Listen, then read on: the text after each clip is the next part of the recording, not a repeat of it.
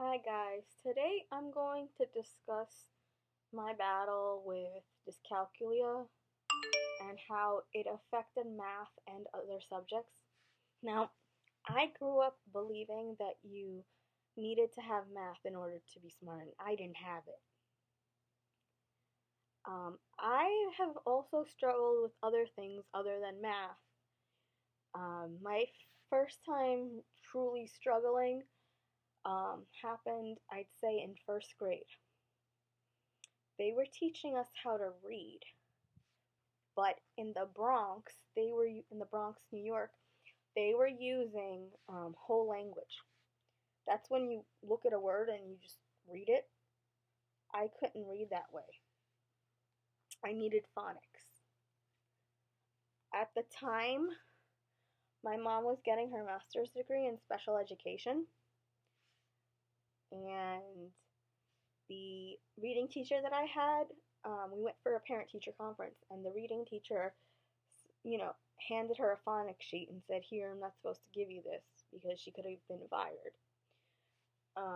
And my mom took it home, and they were in her master's class. They were learning how to teach kids with learning disabilities how to read, sounding out letters using phonics. Well, within a half an hour of her sitting me down and teaching me the phonics, since I knew all of the letters and the sounds already, I just had to be able to put them together. Within a half an hour, I was reading, and I was absolutely loving every second of it. But before that, I would cry when they would put um, reading in front of me because I couldn't read it. I can remember they put like a practice standardized test in front of me. Now, it had a picture of like a cat on it. And so I knew it was about a cat, but I couldn't read it. And I cried because I couldn't read it. And I knew, 6 years old, I knew that if somebody would have just read it to me, I could have answered the questions.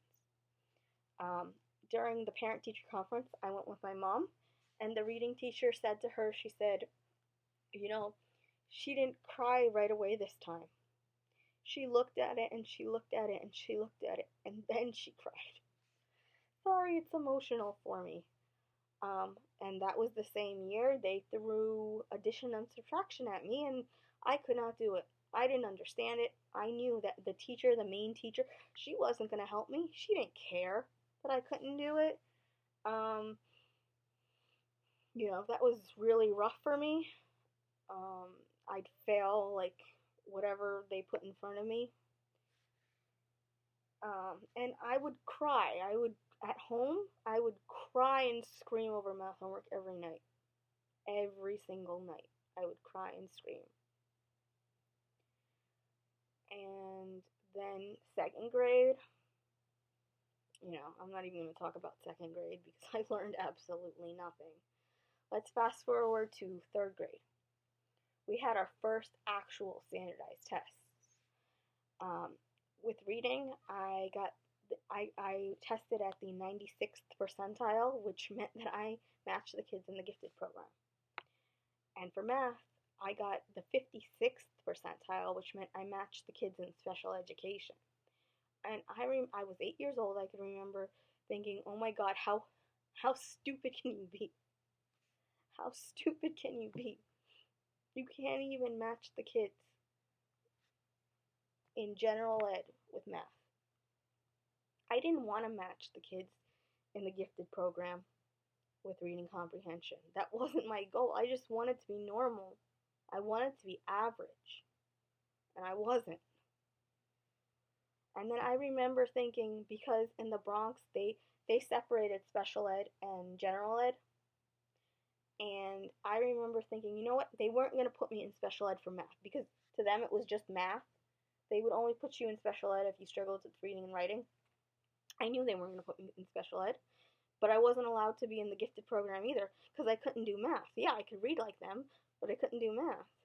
And it was awful, and I just remember wanting them to choose so bad. Where did I belong? Did I belong in special ed? Was I stupid? Or did I belong in the gifted program? Now, I didn't get any special help for reading, but I read constantly. and I wrote constantly. And I never got any help from math. So, that was extremely, extremely difficult for me. Fast forward to seventh grade. I moved from the Bronx to New Jersey, and it was a middle class area. I literally felt like somebody had stuck me in Harvard, for real. Like, I was struggling with everything, and math was impossible. And the way the math teacher treated me, it was awful.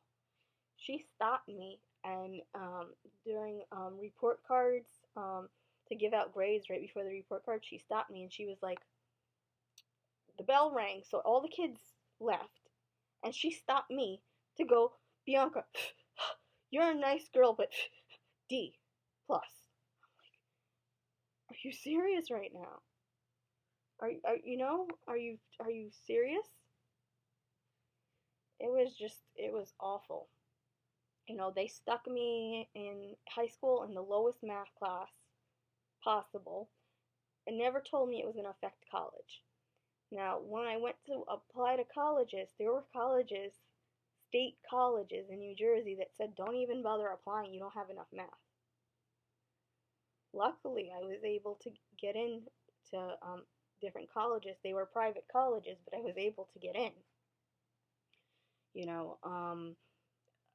I took science at a community college because it's difficult for me because of the labs. It's all math.